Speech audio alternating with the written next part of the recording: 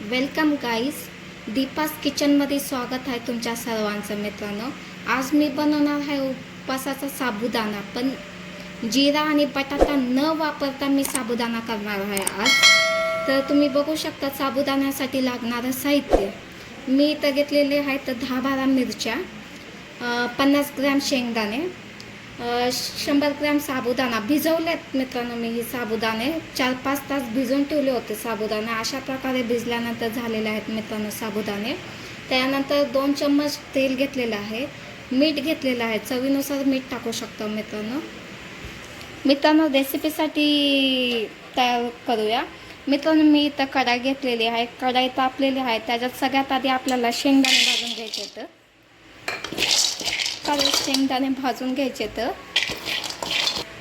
शेंगदाणे भाजून घेतल्यानंतर मित्रांनो मिरच्या भाजून घ्यायच्या आहेत थोड्याशा. अशा प्रकारे मित्रांनो मिरच्या भाजून घ्यायच्या. आपल्याला मित्रांनो शेंगदाणे आणि मिरच्या कुटून घ्यायच्या.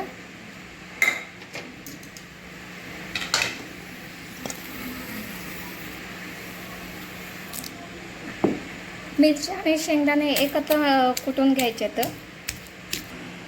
अशा प्रकारे मित्रांनो कुटून घ्यायचं आहे ही.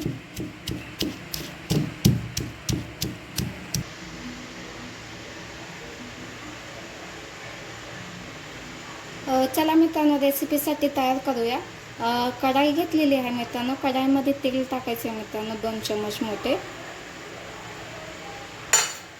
त्याच्यानंतर आपण जो शेंगदाणे आणि मिरची कुटलेला आहे ती अशा प्रकारे कुटायचं आणि ती टाकायचे तेलामध्ये. चांगलं थोडंसं ब्राऊन होऊन द्यायचं, हलकासा ब्राऊन.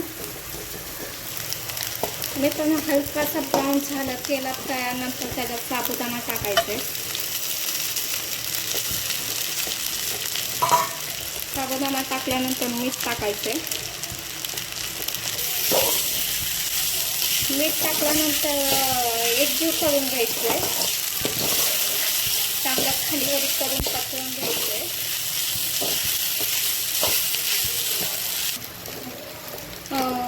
चांगलं खालीवरी मिश्रण केल्यानंतर त्याच्यावर 5 मिनिटांसाठी प्लेट झाकून ठेवायचं.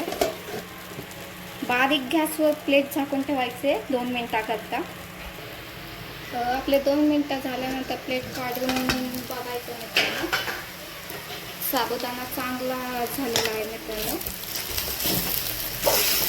अशा प्रकारे खालीवर करायचं परत एकदा.